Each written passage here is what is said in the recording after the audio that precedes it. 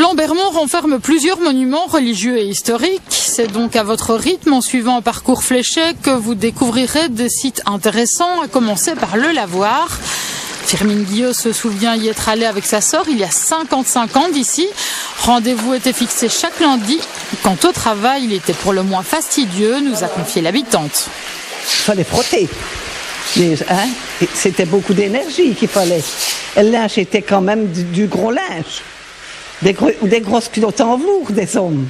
Souvent le linge, quand on l'avait lavé comme ça, on le faisait bouillir dans des gros ustensiles, comme il y en a un là derrière moi. Quand il y avait quelque chose aux alentours, au village, ça se racontait. C'était le lieu.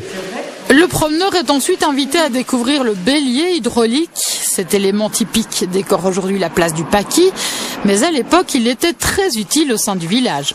Le bélier qui est derrière moi servait à faire remonter l'eau dans les réservoirs pour alimenter toutes les maisons des villages. Bon, le principe était de créer une surpression pour faire monter l'eau.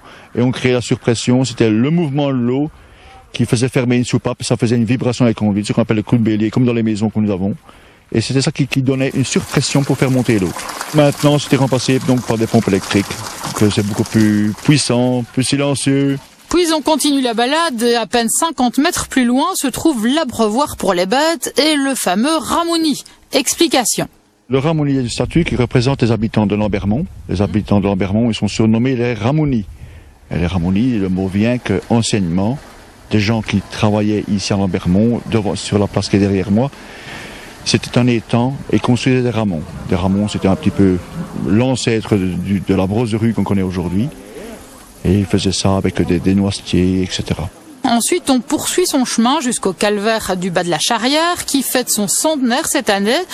L'occasion de se rendre à 2 km de là chez Albert Lejeune, qui expliquera en quoi consiste le métier d'artisan de la pierre. Entrez, je vous en prie.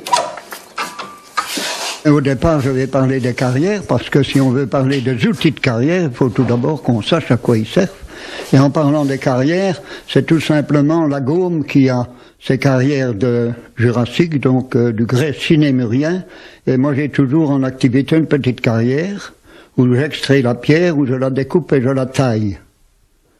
Alors, après, ce sont les outils qui servent donc à différentes possibilités pour tailler, pour créer des cheminées, un tour de puits, une margelle de puits, une façade peut-être, mais toujours à ma mesure d'artisan qui est seul. Pour découvrir le sympathique petit musée de ce passionné, ainsi que les autres constructions, témoins des métiers d'autrefois exercés dans cette partie de la province, rendez-vous ce week-end. Nul besoin de réserver, il suffit de se rendre place de l'église. La visite se déroulera de 10 à 18 heures durant les 2 jours.